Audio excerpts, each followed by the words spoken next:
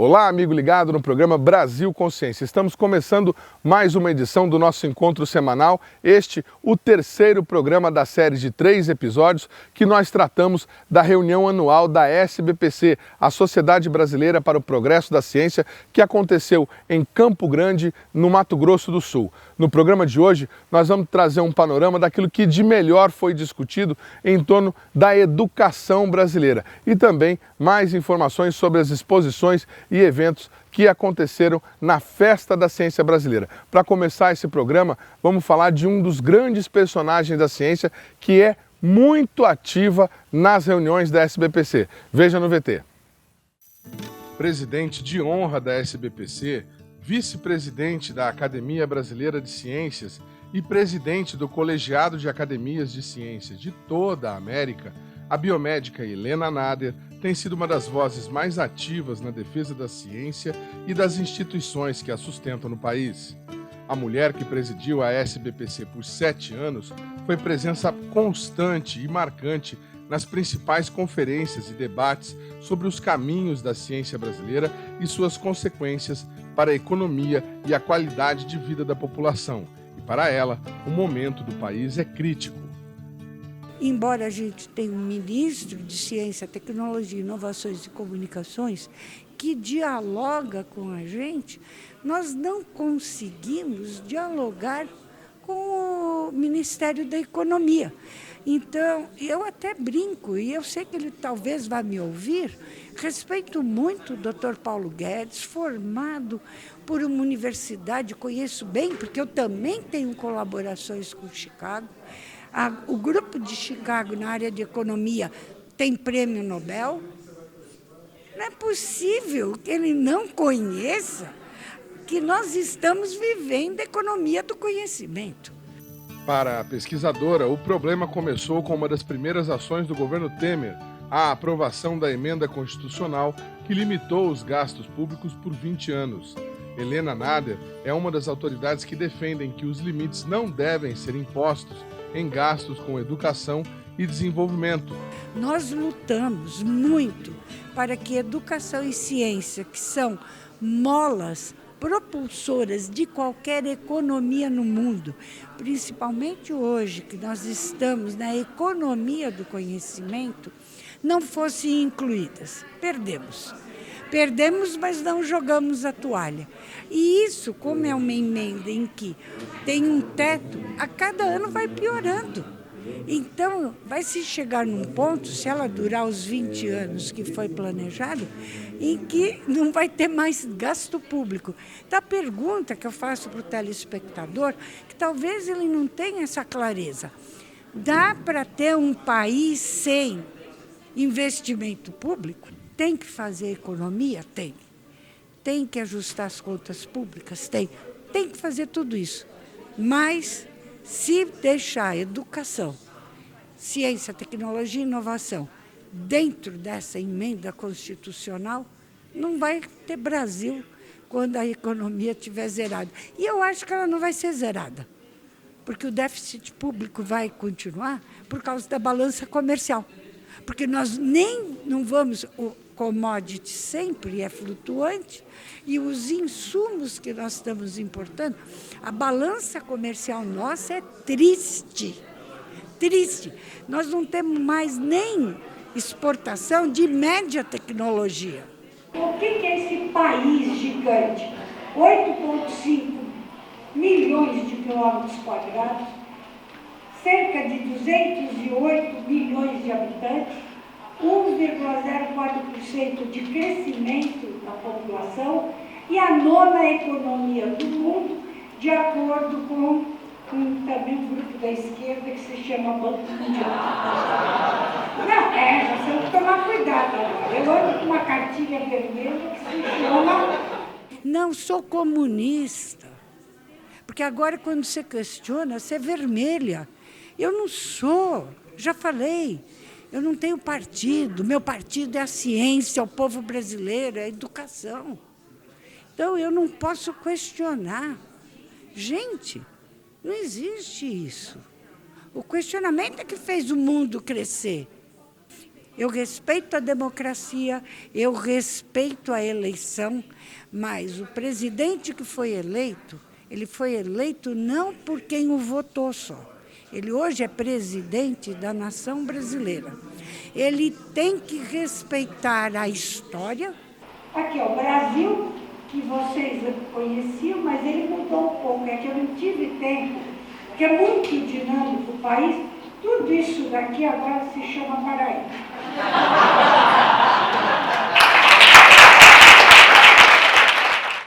Porque eu vou também trazer para o público o documento que ele assinou, falando que, quando ele era candidato, falando para nós que ciência no governo dele seria fundamental e que ele ia levar para 3% o investimento público até o final do governo dele. Então, eu acredito que ele falou a verdade. Eu não acho que as pessoas mentam. Agora, ele que vem a público reiterar isso para nós. A ditadura militar teve muitos erros, muitos. Não vamos entrar na discussão disso. Mas ela prezava o conhecimento, o saber. O saber é a coisa de maior valor. Nós não estamos tendo isso. Somos questionados em dados. A Terra é plana. Deus pôs o homem na Terra. Fé todo mundo tem, ou não tem. Mas ciência é o dado. Então, eu realmente, nos meus 70 anos, de orgulho desse país, estou muito triste. Para a pesquisadora, o país não pode abrir mão da ciência porque todo o desenvolvimento, inclusive do agronegócio, está vinculado à pesquisa. Para aqueles que acham que o agronegócio vai acontecer sozinho, é burro, desculpa o termo, é burrice quem pensa isso. O agronegócio chegou onde chegou pela ciência que foi produzida nas nossas escolas de agricultura, né, como Exalc, como a Federal do Rio de Janeiro, Rural do Rio de Janeiro, e nas nossas Embrapas. É ciência, ciência, ciência. Ela também defende que não é possível permitir a exploração de áreas de preservação ambiental, indígenas ou quilombolas. A violência contra as populações ribeirinhas e indígenas está num ponto que não dá mais para ninguém se calar. Quer dizer, até onde o brasileiro vai aceitar a destruição de uma cultura. O que a gente tem nessas populações é um pedaço da nossa história. Eu sou brasileira, é isso que eu falei, brasileira por opção. Já fui do exterior para o exterior N mil vezes, em diferentes universidades e setores. Sempre paga pelo exterior, com ofertas de emprego para ficar. E eu nunca quis. Eu acredito no Brasil, sou brasileira antes de qualquer coisa. A fé no país e o histórico pessoal de dedicação à pesquisa, porém, não têm sido suficientes para convencer os mais jovens a trabalhar no desenvolvimento da ciência brasileira. A pesquisadora, que também atua como professora, tem uma lista dos alunos que deixaram o Brasil por conta da crise que afeta a ciência, um fenômeno conhecido no meio como fuga de cérebros. Só recente, 3 nos Estados Unidos, estou falando dos últimos. 2 na Inglaterra foram levados assim, ó. Ainda mais que a Inglaterra montou uma nova maneira de avaliar a universidade, que se chama REF. Cada universidade diz aonde ele vai ser o melhor, a referência em toda a Grã-Bretanha. Ele é muito bom, minha área é glicobiologia, Brasil, uma área que ainda o Brasil não acordou, o mundo já está anos-luz na frente. E ele foi levado ao peso de ouro, porque eles disseram, nós vamos ser a referência mundial em glicobiologia. Então, sabe, é dinheiro brasileiro que eu estou jogando lá fora. É bom ter... mas os cérebros estão indo. E, como eu, de muita gente. Então, eu não posso ver A juventude brasileira desesperançada. A trienal de 2007, 2010, 2013 e 2017. Programas nota 6 e 7 são os programas de excelência. Olhem como aumentou na região norte. Olha como aumentou nas Paraíbas.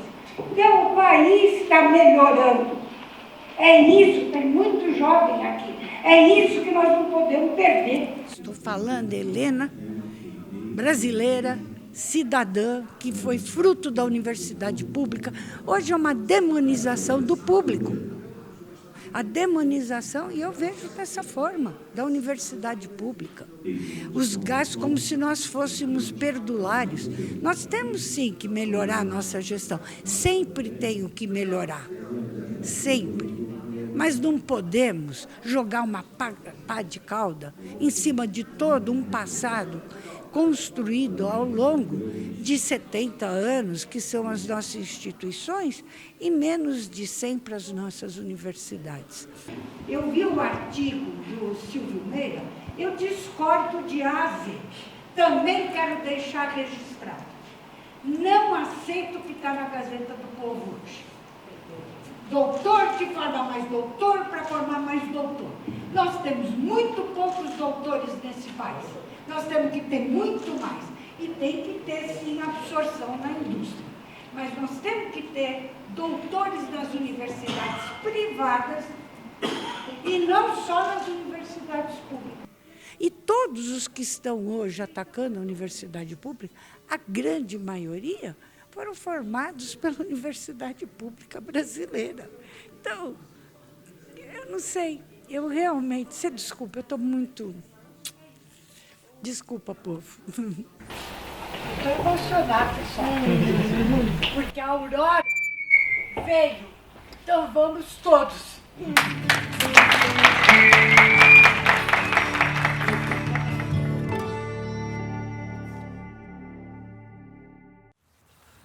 Legal aí, Helena Nader, emocionada com a presença da Aurora, a filhinha da Flávia Calé, a presidente da Associação Nacional dos Pós-Graduandos, que também esteve lá participando dos eventos, das discussões na SBPC. Por falar em Flávia Calé, ela está no VT que você vai ver agora e que mostra um resumo das principais discussões envolvendo especificamente a educação durante o evento.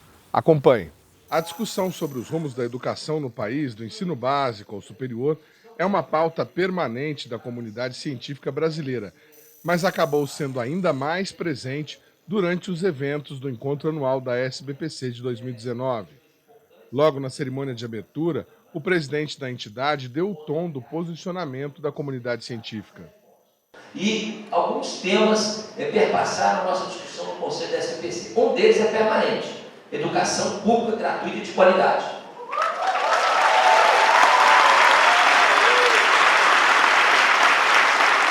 Esse é um ponto que a SBPC não abre mão, porque faz parte do seu cerne lutar por isso há décadas. E vamos continuar a fazer.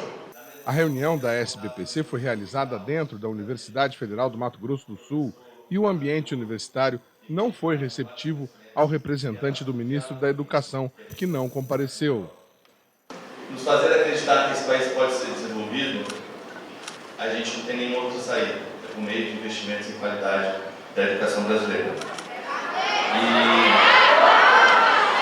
E as universidades são patrimônio da sociedade brasileira.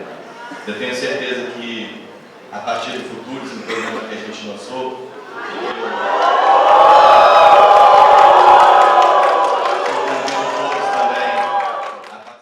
A presidente da Associação Nacional de Pós-Graduandos foi uma das mais incisivas nas críticas ao governo, especialmente ao projeto Futurice.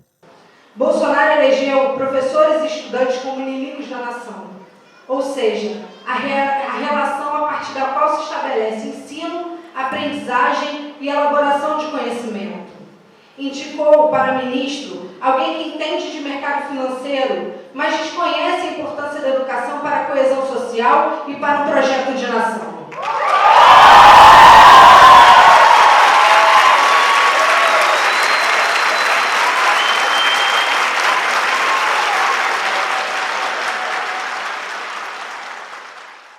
Em entrevista ao Brasil Consciência, ela explicou seu posicionamento. Esse projeto ele fere gravemente a autonomia universitária, né? A lei na Constituição ela é muito clara. A universidade ela tem autonomia de gestão financeira. E o que diz o projeto é a busca da autonomia financeira das instituições federais de ensino superior. E aí eles tentam apresentar como saída da ausência de financiamento público parcerias com a iniciativa privada para construir fundos, enfim, para financiar a universidade. E a nossa questão é, primeiro, a gente vive uma crise econômica profunda, um processo de desindustrialização que vem desde os anos 90, numa crescente, né, numa linha permanente de declínio, que remonta pré-anos 50, de um setor que inova pouco no Brasil, né? Então, construir inovação ela é fundamental, né? É fundamental, inclusive, que se construam parcerias, mas essa não pode ser a principal fonte de financiamento da universidade. O projeto ainda está muito obscuro no sentido de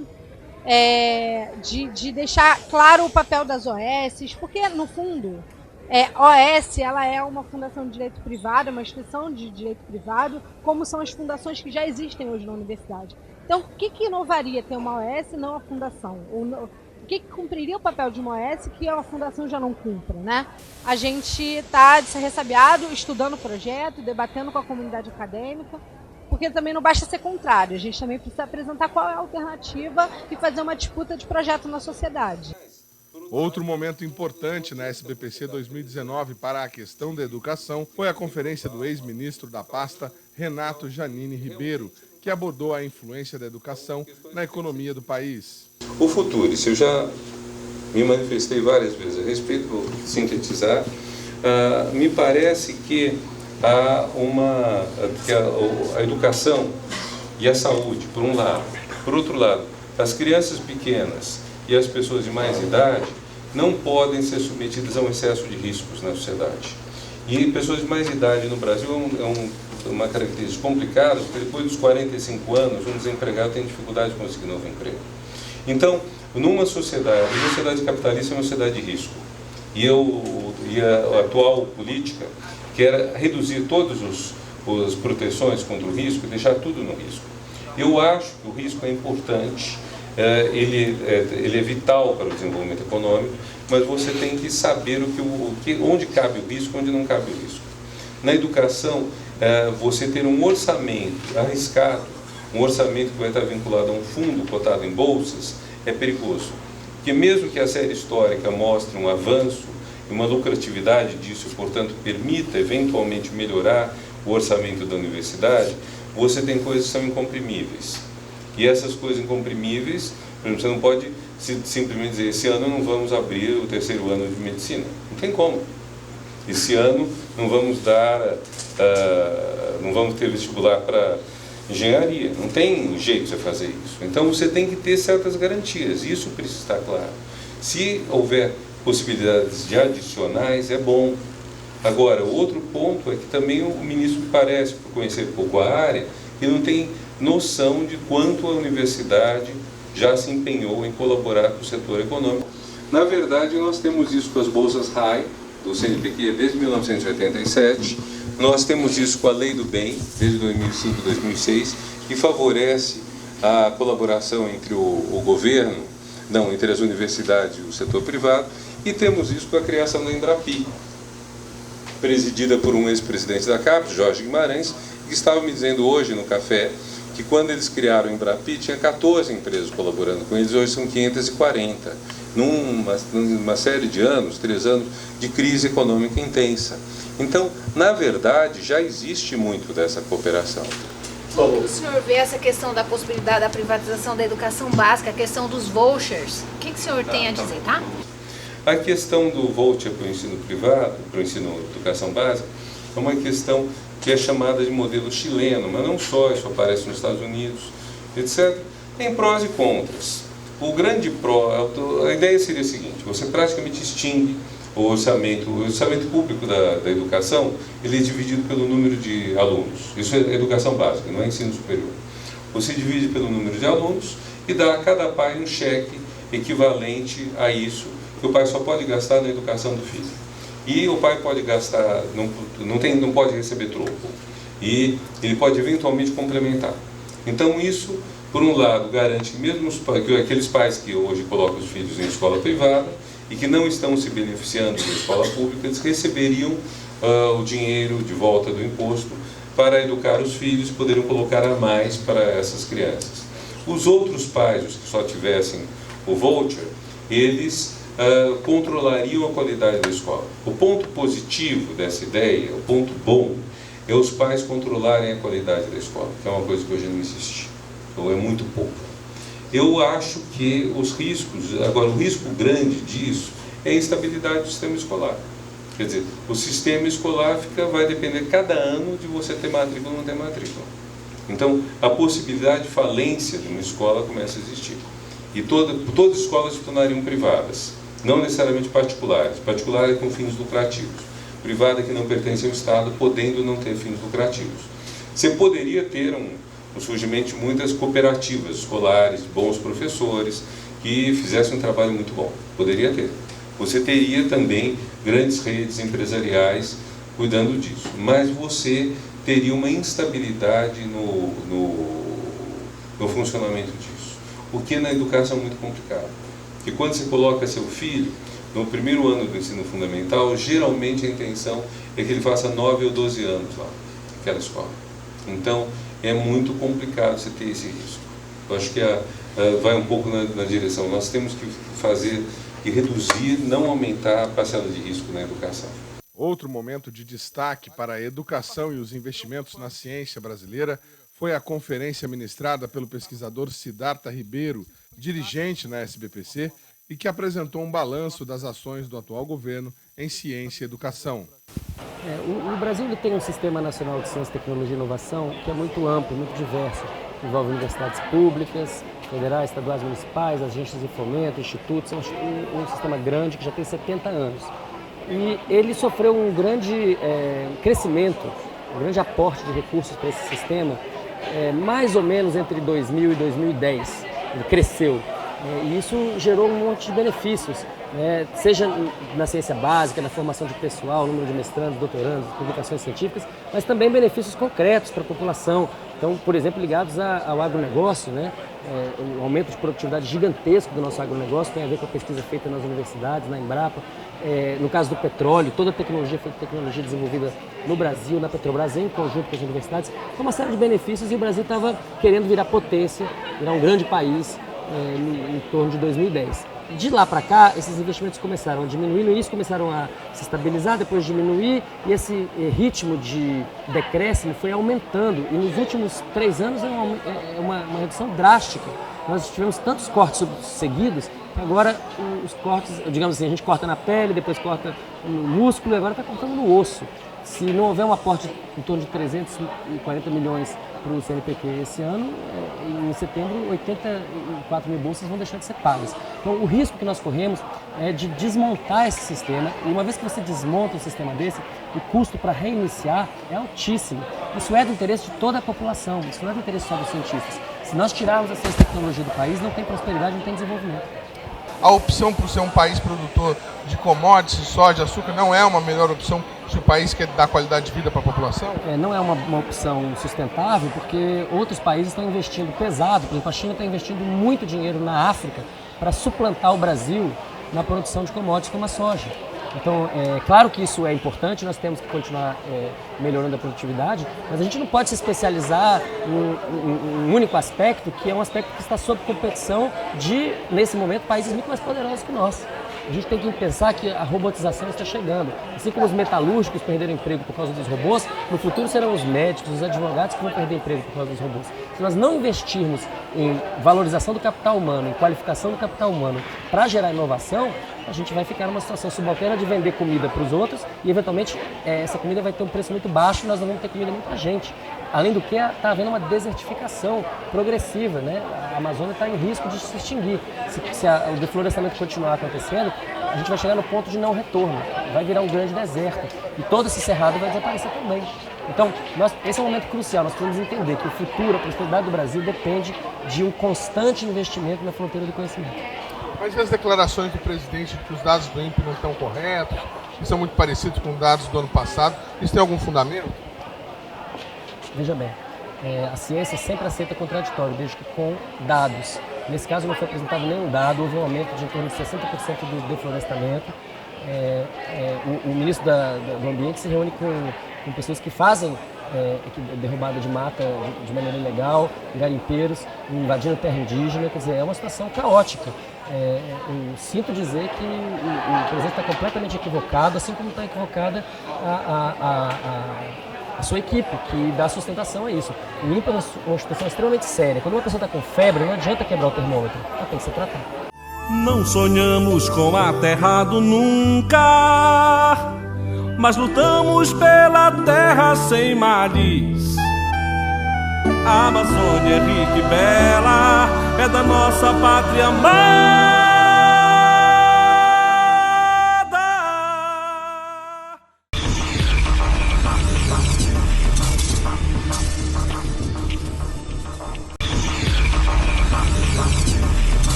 Muito bem, telespectador do Brasil Consciência, nós vamos conhecer agora um dos primeiros estandes aqui na Expo CT da Universidade Federal da Grande Dourados.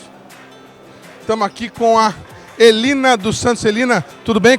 Você é aluna da universidade? Sou aluna de doutorado da Universidade Federal da Grande Dourados.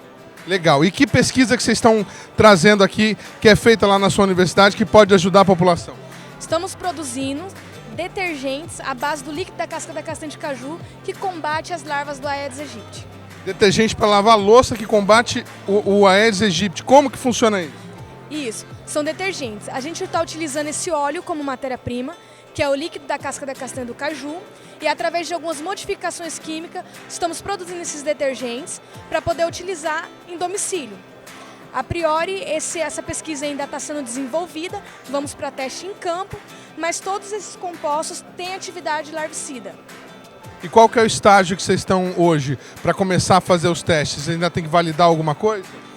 Já fizemos os testes larvicida, tanto com a linhagem Rockefeller quanto a linhagem urbana. Também fizemos testes de seguridade ambiental com organismos aquáticos de 3 níveis tróficos. São os peixes, as algas e os microcrustáceos. E agora vamos levar esse teste em campo para saber a viabilidade do produto. Quanto tempo que ele tem a duração em meio ambiente, em exposição de luz, chuva, vento e assim por diante. Legal, obrigado. Elina, né? Obrigado, Elina. Vamos conhecer mais uma pesquisa aqui. Vamos incomodar enquanto está sendo mostrada. A professora está aqui mostrando. Tem aqui uma futura cientista aqui olhando do lado. Tudo bem? Como é que é seu nome? Tudo bem, meu nome é Jaqueline. A senhora é professora, é aluna? Sou professora da UFGD. E o que a senhora está demonstrando aqui para a população? Eu estou demonstrando o nematóide, que é um modelo animal Caenorhabditis elegans, e ele é utilizado para a investigação do potencial terapêutico de produtos naturais associados a doenças humanas e também ao processo de longevidade. Esse nematóide ele é utilizado porque ele tem um genoma muito parecido com o genoma humano. Cerca de 80% do seu material genético é similar ao material de seres humanos. Então, muitas pesquisas podem ser utilizadas, investigadas, utilizando este modelo como uma investigação inicial para avançar para outros modelos animais. Desculpa a minha ignorância. O nematóide seria o que exatamente? O nematóide ele é um invertebrado e ele é parente da minhoca, parente dos plateumintos. E ele é um invertebrado, mas ele tem células e tem um material genético similar aos seres humanos. Encontrado onde?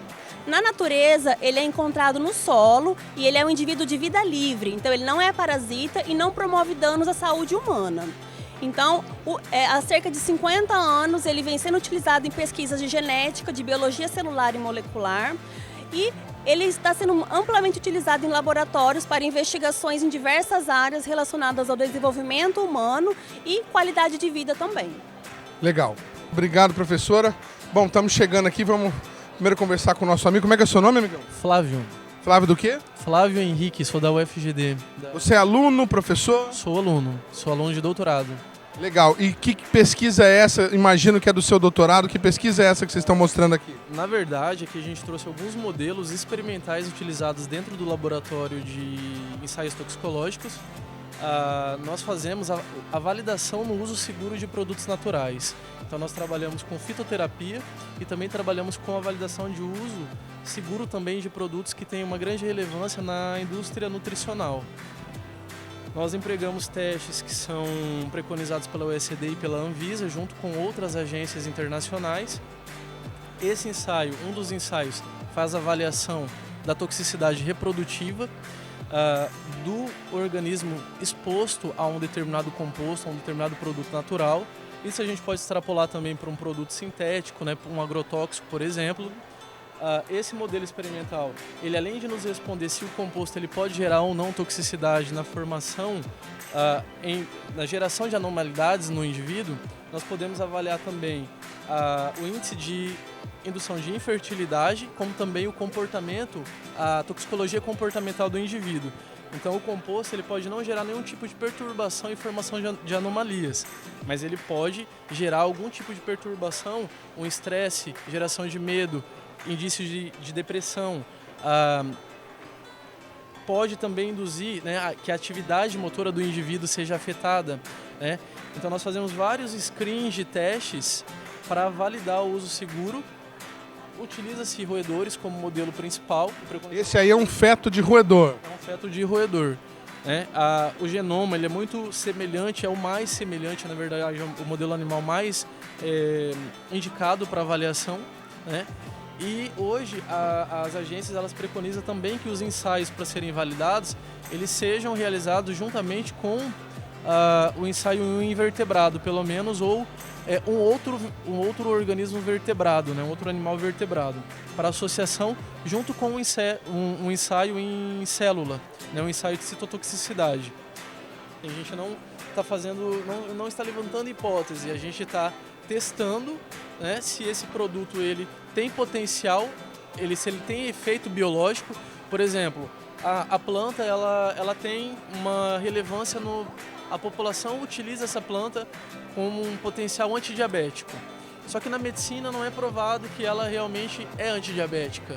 A população toma porque na tradição faz-se o consumo sem saber pela literatura, pela ciência, se realmente tem eficiência ou não. Então, além de fazer a avaliação toxicológica, né, o grupo de pesquisa ele se propõe também a avaliar os efeitos biológicos e farmacológicos dos produtos naturais. Como é que é seu nome, moça? Rafaela. Rafaela, que pesquisa é essa que você está mostrando aqui para o pessoal?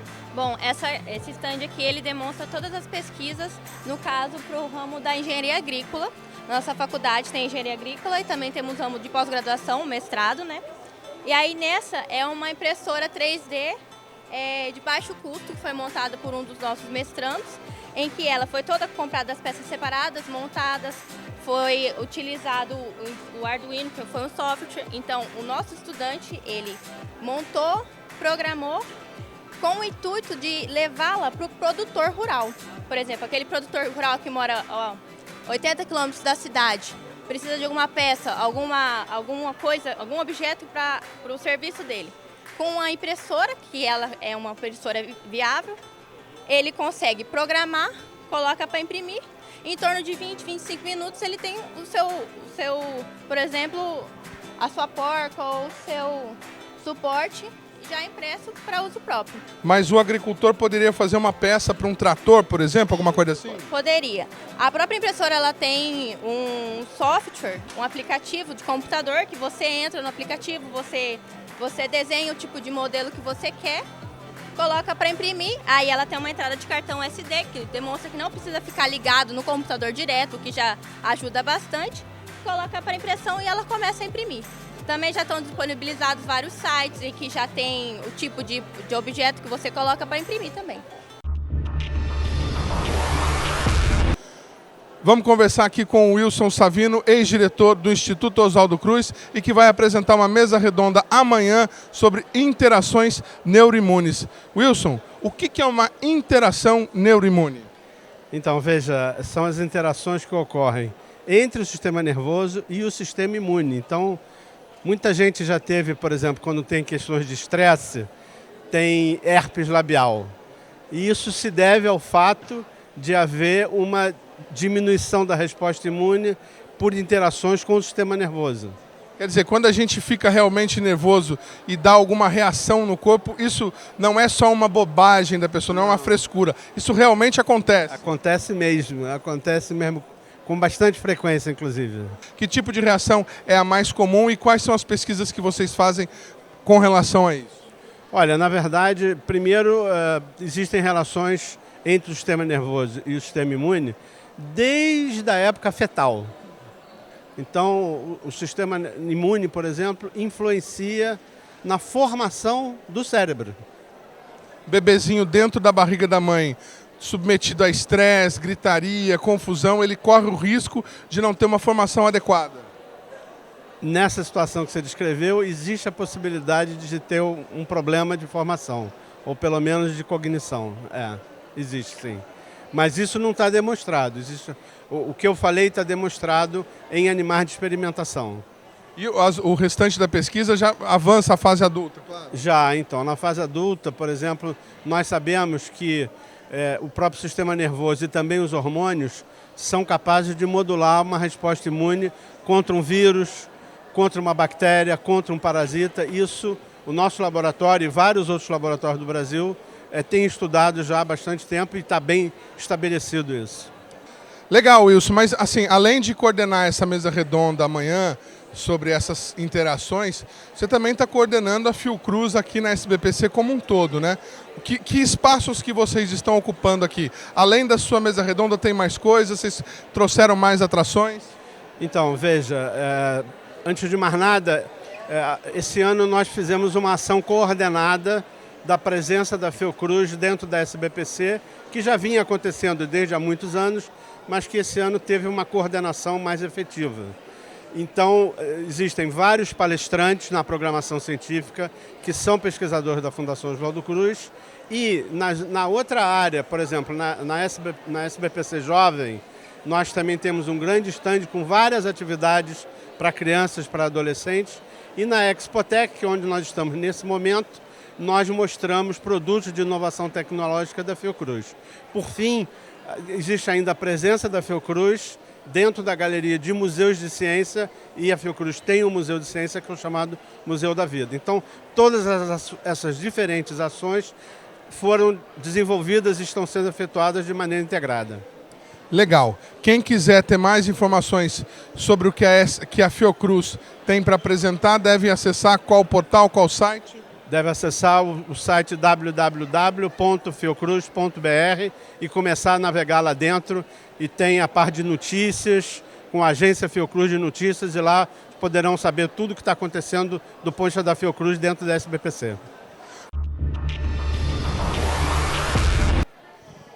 Muito bem, voltamos a falar aqui da Avenida da Ciência, na 71ª SBPC, desta vez mostrando o grande stand do CTI Renato Ascher. Vou conversar aqui com o meu amigo Marcelo Fernandes de Oliveira. Marcelo, o que o CTI trouxe para mostrar para a população que está visitando o evento? Boa tarde a todos. Bom, nós trouxemos para essa feira da SBPC vários projetos dentro da instituição. E os mais relevantes hoje aqui presentes, mostrados, é um projeto na área de desenvolvimento de circuitos eletroeletrônicos, software, na parte de troca de dados, a parte de impressão 3D, como hoje essas tecnologias podem auxiliar no trabalho dos profissionais em várias áreas do conhecimento, imprimindo de fato modelos físicos a partir de um desenho no computador. Trouxemos aqui a parte de tecnologias assistivas, sistemas que podem auxiliar em deficientes com mobilidade reduzida ou alguma acessibilidade.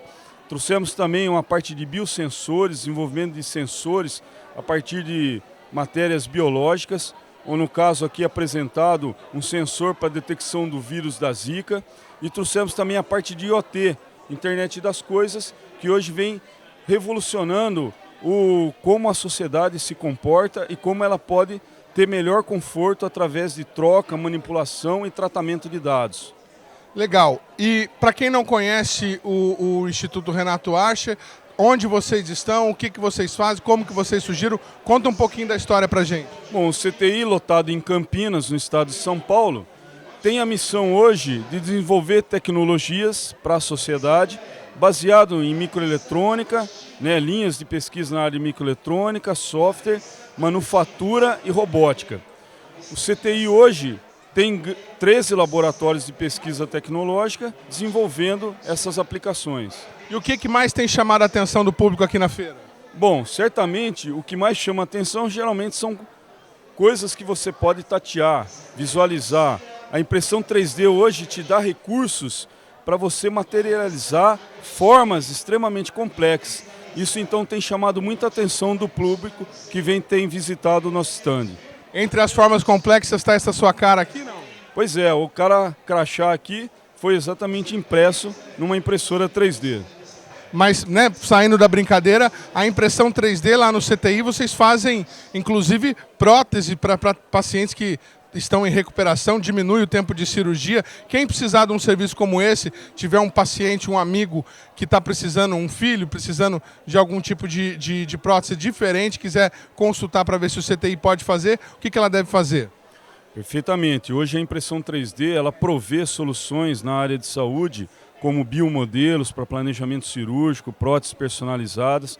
Embora ainda esse trabalho de próteses personalizadas está ainda a nível de título de pesquisa, então a gente tem trabalhado muito com hospitais públicos e universitários, mas diretamente com um profissional da área médica, não com o paciente.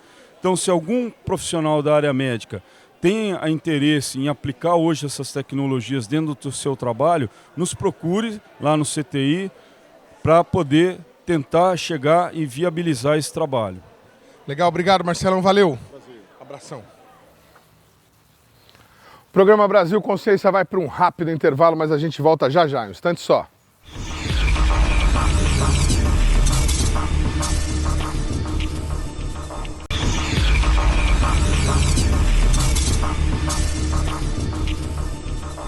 Terceiro bloco, o programa Brasil Consciência de volta, trazendo hoje o último programa da série de 3 episódios que nós dedicamos à cobertura da reunião anual da SBPC, realizada lá em Campo Grande, no Mato Grosso do Sul. Na edição deste ano, a SBPC reservou espaço para a apresentação dos resultados da Pesquisa Nacional de Percepção Pública sobre a Ciência Brasileira. Veja no VT um pouco dos resultados e por que essa pesquisa é tão importante.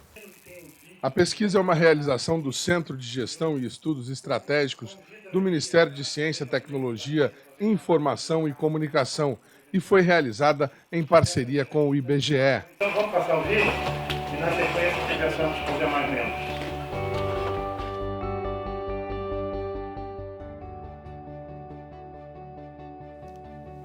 O que os brasileiros pensam sobre ciência e tecnologia? Em 2019, foi realizada a 5ª edição da pesquisa Percepção Pública da Ciência e Tecnologia no Brasil. Foram ouvidas 2.200 pessoas entre 16 e 75 anos em todas as regiões do país. A visão positiva que a sociedade tem sobre a ciência e a tecnologia se mantém. 73% dos entrevistados acham que a ciência e a tecnologia trazem mais benefícios que malefícios para a sociedade. Eu acho que a grande mensagem que a pesquisa passa é que a sociedade brasileira, até com o conhecimento um pouco mais aprofundado, mostra claramente a importância que ela dá para a ciência, a tecnologia no país.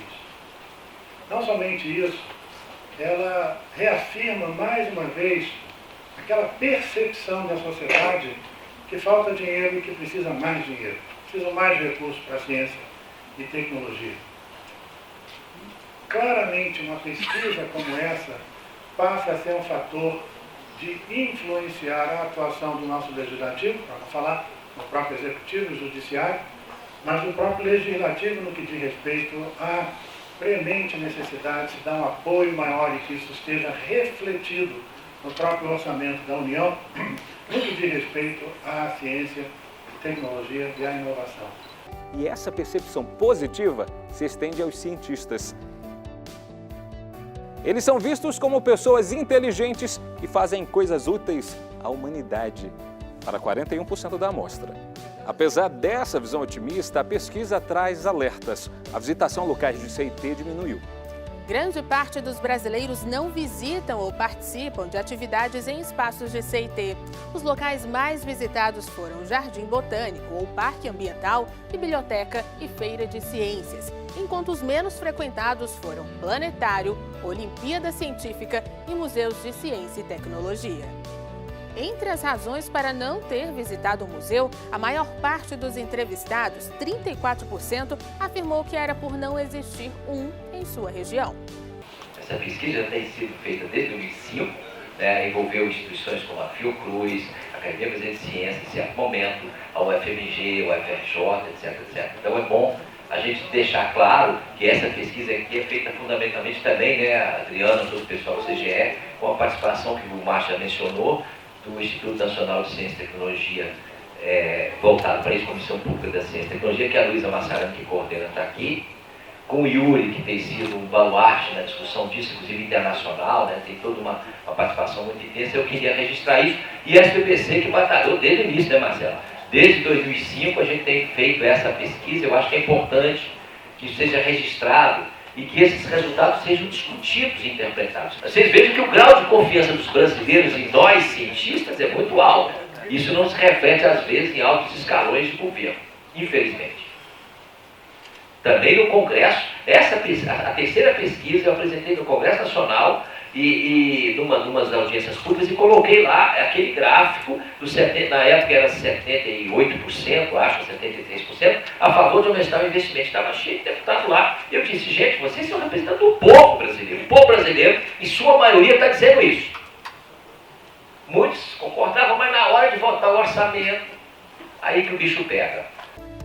Da mesma forma, poucos entrevistados souberam citar o nome de um cientista ou instituição de ciências. 90% dos brasileiros não se lembram ou não sabem apontar o cientista do país. E 88% não se lembram ou não sabem indicar a instituição do setor. Nem mesmo as universidades foram muito citadas. Foi mensurado o nível de familiaridade dos entrevistados com fatos ou noções elementares sobre ciência.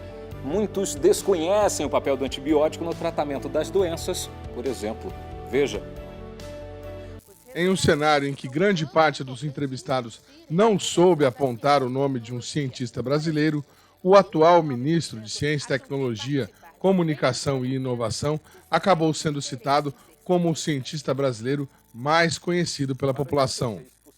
Olá pessoal, estou aqui para agradecer. Agradecer que foi feita uma pesquisa com relação ao nome que a população lembra quando fala de ciência e tecnologia, e o meu nome foi o mais lembrado. Muito bom, agradeço bastante, é muito bacana você ser lembrado por uma coisa que você tem dedicado a vida inteira, mas também eu gostaria de chamar a atenção ao seguinte: o Brasil tem excelentes pesquisadores, excelentes cientistas que têm trabalhado ao longo da nossa história, que dedicam a vida a isso também, e é por isso que é importante a divulgação científica, a popularização da ciência, os encontros de cientistas, e é por isso que é importante também nós que trabalhamos com ciência divulgar o nosso trabalho. Então o Ministério de Ciência, Tecnologia, Inovações e Comunicações tem dentro das suas atividades a popularização da ciência e apresentar os resultados de ciência e tecnologia para o nosso país. Então, a todos aqueles que lembraram do meu nome, eu agradeço de coração, mas daí, uma demonstração, a gente precisa aumentar o nosso trabalho de divulgação e também levar a ciência e tecnologia para a garotada aí no ensino fundamental, no ensino médio, para que vocês também se tornem cientistas no futuro e nos deem muito orgulho. Ok? Um grande abraço a todos vocês. Obrigado pela lembrança. Vamos trabalhar pela ciência e tecnologia do Brasil. Um abraço. Tchau, tchau. E nós não conseguimos fazer com que a população brasileira, 90% dos brasileiros não citem cientistas brasileiros importantes. Que 90% dos brasileiros não citam instituição de pesquisa importante. Inclusive as universidades, que estão lá embaixo. Quem está primeiro é Fiocruz e segundo é Embrapa, que são fundamentais, né? E terceiro, em geral, vem Butantan.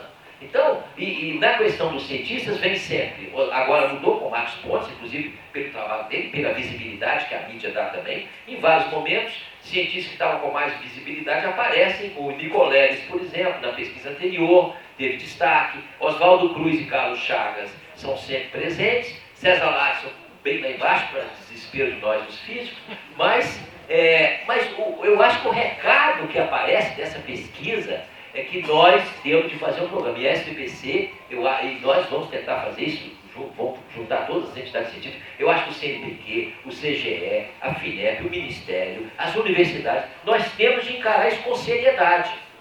E nós temos de pensar um programa. Isso não se resolve a gente constatando isso e dizendo, a mídia tem que fazer. Que mídia vai fazer isso? Não fez até hoje.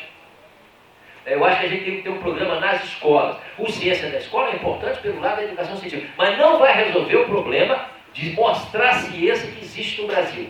A ciência produzida, a ciência brasileira. É claro que vai ajudar em vários aspectos, mas eu acho que a gente precisa de um programa específico para como colocar na escola brasileira. Não existe um livro, me cite aí, um livro para o professor do ensino médio ou do ensino básico brasileiro que conte sobre a história da ciência no Brasil.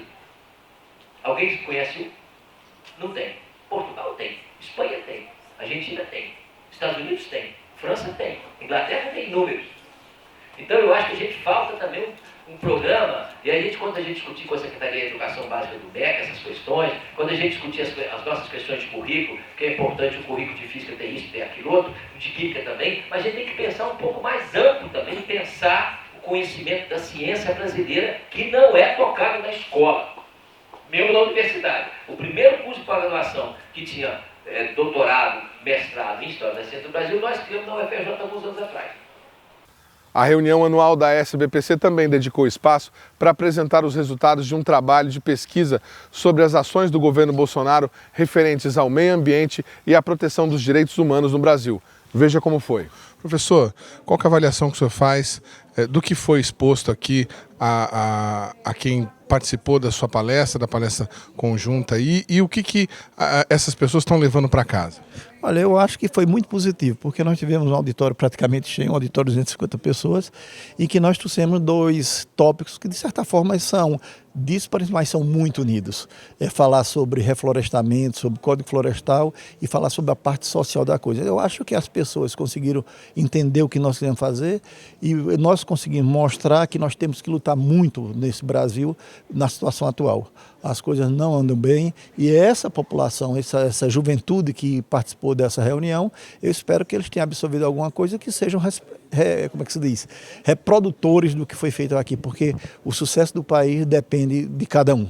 Então cada um tem sua importância nessa luta que nós estamos enfrentando e a minha expectativa é que a plateia tenha gostado e parece que gostou, porque era para terminar, nós passamos um bom tempo. Eu gostei muito, foi muito positivo. Agora, vocês falaram durante a palestra, inclusive, é difícil fazer um balanço, né, em apenas 8, 10 meses de governo que nós estamos chegando aí. Mas daquilo que foi apresentado, o que a gente pode dizer? A gente está é terra devastada, é caos completo, ainda existe possibilidade de dialogar e resolver? Olha, a expectativa é que haja essa possibilidade, porque se for continuar como está indo agora, eu não sei onde nós vamos parar. Então, os dados têm mostrado as desavenças entre a própria presidência da República com órgãos tão competentes quanto é o INPA, isso não pode existir. Então, um presidente da República tem que ser assessorado por pessoas com consciência científica e capacidade científica de conduzir as coisas num ambiente de harmonia, porque são órgãos do governo. Então, se o governo está brigando com o órgão do próprio governo, onde é que nós vamos parar? Então, primeiro de tudo, a ciência, depois vem os problemas, a ciência acima da política. Eu acho que deve ser assim.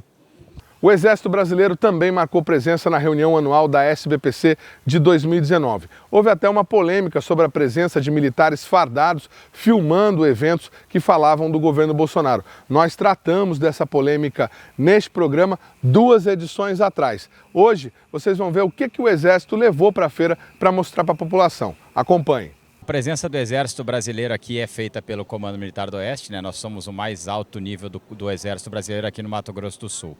Nós trouxemos 4 linhas de trabalho. A primeira delas, a mais importante para nós, que é do nosso ramo do Braço Forte, é o blindado Guarani, que é um programa estratégico baseado em ciência e tecnologia puramente nacional, que é esse blindado grande que nós temos aqui, a retaguarda, com 400 unidades já produzidas em 7 Lagoas, né, Minas Gerais, e aqui no Mato Grosso do Sul nós temos 45 unidades desse blindado em atividade na faixa de fronteira, exclusivamente dedicada à segurança daqui da nossa fronteira, que a gente sabe que é um pouco pesado. O outro ramo do braço forte que nós temos também é o programa estratégico CISFRON. Então nós trouxemos alguns meios de emprego militar, principalmente com tecnologia de captação e busca de alvos, com radares, com binóculos termais, binóculos de visão noturna. E também alguma coisa a gente trouxe aqui sobre distribuição de dados via rádio, via internet, que a gente utiliza em combate. Outro ramo que nós temos aqui é um ramo que nos é muito caro, que é o ingresso nas escolas. Então a gente está explicando para a população como entrar no Exército, seja militar de carreira, seja militar temporário. Nós temos uma pequena parte acerca do histórico do Comando Militar do Oeste, porque ele se confunde muito com a criação dos estados do Mato Grosso Uno e depois do Mato Grosso do Sul. Então é um ramo muito importante e a principal batalha do nosso país, a Tríplice Aliança, ela começou e terminou aqui no estado, então é muito importante. E o último ramo, que é um ramo do Colégio Militar de Campo Grande, ele está presente na feira também, porque ele é o nosso berço de pesquisa científica, de busca ainda não tecnológica, mas a pesquisa científica é muito grande e o Colégio Militar ele é bem presente aqui em Campo Grande, então foi uma oportunidade que a UFMS nos ofereceu esse stand. Quem quiser saber mais sobre esses programas do blindado e sobre a possibilidade de entrar na escola que vocês mantêm aqui em Campo Grande, deve procurar onde? Tem algum meio eletrônico? Bom, nós temos o portal do Comando Militar do Oeste, né, cmo.eb.mil.br, e o próprio portal do Exército, que é eb.mil.br. Lá tem várias informações e atividades. E o Comando Militar do Oeste hoje ele está presente no Facebook, no YouTube e no Twitter. Então é só digitar lá Comando Militar do Oeste que vai aparecer as informações e a gente vai ter muito prazer em atender a quem nos procurar.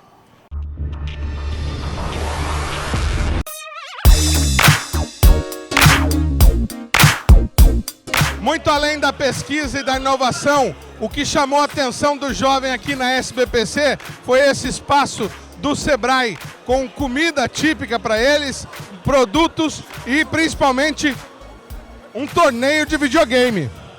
Aqui é a Arena Games, né? O nosso espaço ele trabalha a profissionalização do gamer e o empreendedorismo da área do game. Então a gente está trabalhando todo o empreendedorismo geek, todo o mercado e a indústria que está por trás disso, toda a parte de desenvolvimento, de criação, de ilustração, de música, tudo aquilo que envolve o game e que pode se transformar em uma profissão. A gente quer trabalhar muito que o jovem esteja fazendo aquilo que ele realmente ama. Então, trabalhar de acordo com aquilo que ele gosta, com aquilo que ele sabe fazer e mostrar para ele que tem como ele empreender e ele criar uma ideia de negócio, um projeto dentro da linha do game. Mas além das palestras que vocês estão explicando tudo isso, tem essas atividades mais lúdicas, assim, eles podem jogar aqui? Isso, a gente fez um campeonato, né, com times. Então, são 8 times que eles estão participando no 1 contra 1. Vão jogar 4 jogos diferentes, então todos têm que ter habilidade nos 4 jogos, tiveram treino, eles fizeram concentração para que eles pudessem jogar. São times de 5 pessoas e no sábado vai vir um grande vencedor que a gente vai pagar uma viagem para ele conhecer um evento nacional, maior evento da América Latina de games que vai ser em São Paulo. Então assim, a gente está incentivando para que eles construam times profissionais mesmo e entrem nessa carreira. E além aqui dessa parte de games, vocês têm uma parte também de produtos e outras coisas. Explica pra gente. Isso, a gente tem também 4 expositores aqui que estão trazendo dos produtos de Mato Grosso do Sul vinculados à parte geek. Então eles estão mostrando aqui os produtos que eles vendem, né, estão tendo ótimos resultados porque o público que é consumidor deles está aqui e mostrando que existe vários produtos para essa linha, né? Se você quiser empreender, ter uma empresa, seja de criação de game ou que seja de venda de produtos geek, também tem espaço no mercado.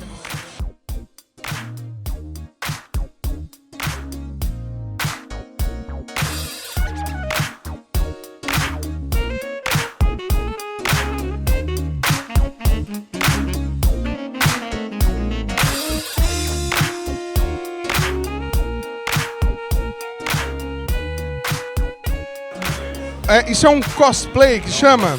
Tá, e explica pra gente o que é esse negócio de cosplay? É se vestir de acordo com o personagem? Exato, é pegar um personagem, você estuda não só o jeito que ele se veste, mas sim os trajeitos, o jeito que ele fala, o jeito que ele age e encarna ele. Você vive ele 24 horas por dia. Você só faz esses, tem outros personagens? O Coringa foi o meu primeiro. Eu fiz ele pela primeira vez aos 14 anos, hoje eu já tenho 26. Já fiz várias versões do Coringa, né? Porque ele sempre tá tendo versões diferentes. Mas além do Coringa eu já fiz o Charada, o Duas Caras, o Robbie Rotten, que é o vilão do Lazy Town, que é um personagem icônico na minha infância. E pretendo fazer novos personagens também. Legal, você é ator, você faz filmes, mas também é cosplay. Essa atividade, alguém te chama, por exemplo, para fazer uma performance num evento ou numa festa? Aqui no caso é uma parceria com um amigo. Sim, chama bastante. Lá em São Paulo tem muito evento. Aqui mesmo em Campo Grande eu já participei do Parada Nerd, lá em São Paulo eu já trabalhei para Warner, para Iron Studios, eu sempre estou fazendo evento, festa infantil, então é muito bom. E além disso eu também faço peças de teatro. É um negócio assim que está se tornando muito visível. É um mundo que está crescendo bastante. O programa Brasil Consciência de hoje fica por aqui. Você que está acostumado a nos acessar pela internet, está aí para você na tela nosso endereço eletrônico, onde você encontrará este e todos os outros programas, todos os conteúdos produzidos pela nossa produção. Você que se interessar também pelos outros programas realizados pelo SINDICT no rádio, deve acessar a nossa página no Facebook, está aí radioct.Brasil Consciência TV, para que você possa assistir lá os outros programas, como o do Paulinho, como o do Maurici Damasceno. O programa Brasil Consciência vai se despedindo, morrendo de saudade dessa cidade bonita chamada Campo Grande e da Universidade Federal do Mato Grosso do Sul, que também nos recebeu. Um abraço para vocês, ótima semana e até mais. Tchau, tchau.